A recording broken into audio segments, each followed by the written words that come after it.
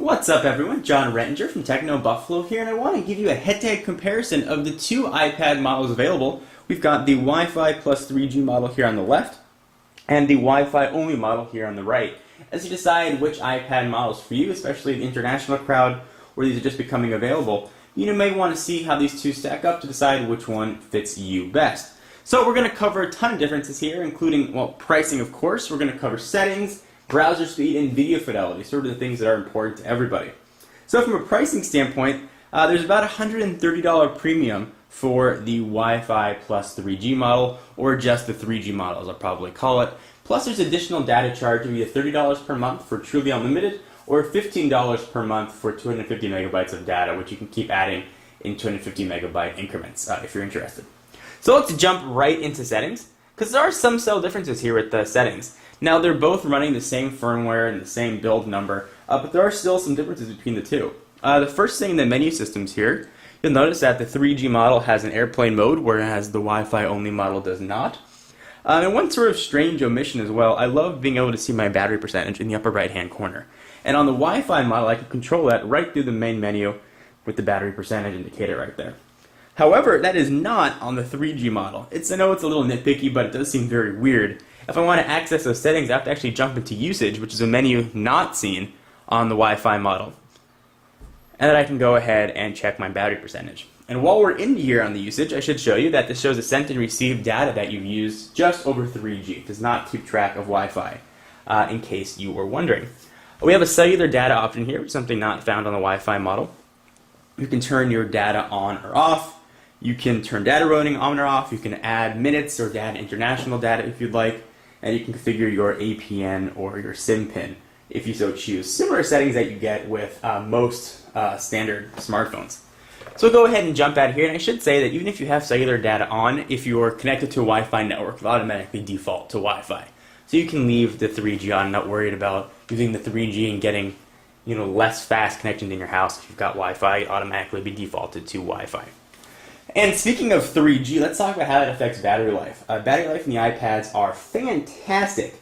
I flew on a 6-hour flight, I watched a movie, 2 TV shows, and read a book for about an hour and a half, and I still had about 65% of my battery left on the Wi-Fi model. So I tried my best to drain both of these with the 3G on, and I found it took about 11 hours to drain the battery on the Wi-Fi model. And with the 3G turned on, it took about 9.5 to drain on the 3G. So you're probably looking at about an hour and a half difference, which coincides pretty closely to what Apple said of about an hour difference. So in case you're wondering, that's the big battery jump. So let's go ahead and compare these two browser speeds. So to do this, I'm going to go ahead and clear the cache so we get a very fresh settings and clear everything out of here. So we'll go ahead and jump into Safari. We'll clear the cache. We'll clear the cookies. I want to do this on camera so you guys can see that these are sort of fresh tests. And then we'll refresh the page so you can see what it would look like refreshing a page that you visit on a regular basis. So we'll clear history, clear cache here. Alright, so both are cleared, and they are both running on, right now at least, on the same Wi-Fi network. And let's see if there's a speed difference between the two. I wouldn't expect that there would be, since they're both running exactly the same chipset, the A4 1 gigahertz system on a chip, but just for fun, let's check and see if there is a speed difference. And to show you what sort of speeds we're looking at, I'll run a very quick speed X test. This is a free app and a free download from the App Store. It's pretty accurate. Speeds can vary really minute to minute, but we'll see how quickly internet we're looking at here, which will be important for when we compare the Wi-Fi to the 3G speeds. So we are just about done, and we've got a speed of 5.58. I ran this a few minutes ago and it was up to 7. So a little bit faster than average, not much, but at least you can see what speed we're looking at. So we'll go ahead and jump into Safari on each, and we will load up Techno Buffalo. Let me go ahead and try and hit both of these at the same time, which can be a bit more difficult than you might expect.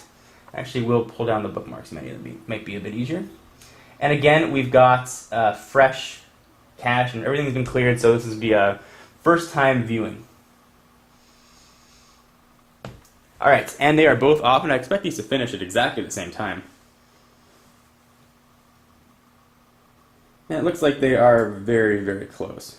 Looks like actually the 3G model finished just a bit earlier. Not really that noticeable, could just be a few seconds difference. In tests that I've run sort of independently, they've almost always finished at exactly the same times. So nothing that exciting there, nothing that unexpected there as well. So now let's do some 3G testing. You can see I've got 5 bars of 3G. So I'm going to jump back into settings, and I'm going to turn Wi-Fi off here. So I'll go ahead and kick Wi-Fi off. So now I'll be just using the 3G network, and I'll go through again, and we will clear cookies, and we will clear the cache, and I'll do the same thing here. Jump into Safari, clear, and clear. Alright, so we've been completely cleared. We'll jump back here, and jump back to Techno Buffalo, we'll do a refresh, and we'll see what the speed differences are. Now again, we have 5 bars of 3G here on the left, and a relatively quick Wi-Fi on the right. So there should be a pretty noticeable difference. Let's go ahead and see how that translates to real-world usage and see if we do get a difference. So again, we'll pull down the bookmark menus, and we'll jump back into Techno Buffalo. So I started this one about a second later for speed comparisons. So you can keep that in mind. And we're still loading here. There it goes. Looks like it's finally moving the page along. Wi-Fi looks like it's just about done. The 3G is still sort of pushing its way through. There are a lot of graphics on here. So we finally see the page refresh. Now these load times are going to be faster, or slower rather, than you'd see on a website you visit on a regular basis when you already have the cache and things saved. And we're going to do another refresh of the site to see what the speed difference looks like when you have pages that you visit on a regular basis. So this is still loading up here. Alright, so now we're going to refresh this. Now that we have things sort of cached and queued up, we'll see if there is any sort of speed difference. I'd expect that there would be. So we'll go ahead and launch Techno Buffalo one more time on each. Get it right there. Get it right there. And we are off. And see if it's any faster. Well, the Wi-Fi is the first to show the content, not surprisingly. And it looks like the 3G is actually moving much faster than it did last time, which is definitely nice. Now it's already done on the Wi-Fi, and the 3G is loading. Doesn't seem to be that much quicker, but a little bit, and it's still going. So you can definitely notice that there is clearly a speed difference between Wi-Fi and 3G. If you need to view a web page in a pinch, the 3G will work, but certainly not going to replace your Wi-Fi connection from the house. Let's go ahead and jump out of this. You can see that there's a noticeable speed difference. So let's check video fidelity as well, and we'll check pretty much the most popular way to view video on both devices, YouTube. So I'll jump into the YouTube players on each, and again, 3G is on the left, Wi-Fi is on the right. So we'll go ahead and view most viewed videos on each. You can see it populates much quicker on the Wi-Fi model.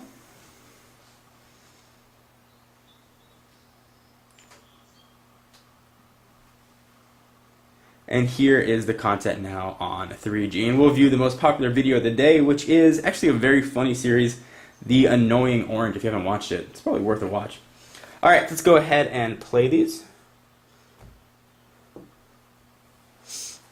You can see it starts to play right away on the Wi-Fi model. Fidelity looks really good. You can go ahead and pinch it up or full screen. Hey, watch the hair, bud. So it looks nice, it's clear, you can see it. It also loads very quickly. It takes a decent amount of time to queue up even just a second or two of content over 3G. And looks like we've dropped down to about 3 bars of 3G, which is probably pretty fair to what you would get in your area. And after this, we'll do a speed test of the 3G so you can see how quickly, or not quickly. So you can see its fidelity looks like it's definitely degraded here on 3G. It's certainly watchable, however. It's not unwatchable, but there is a long time for it to queue up. So you saw it's about a 2-minute clip, and right now you can see the bar going. We're almost done. So you can definitely watch YouTube videos, and actually I was surprised at how quickly this loaded, especially considering how slowly it loaded some web pages. It's kind of interesting to note. Let's go ahead and jump out of this, and let's do the speed test now over 3G to see what the big difference actually is. So we'll run it again here on the Wi-Fi model. We'll start it there. We'll start it here, and we can see what the big difference is. I expect this one to certainly be much slower. That one seems to be running along very quickly. I won't make you guys sit here and watch this whole thing go through. I'll just sort of cut back when it's done.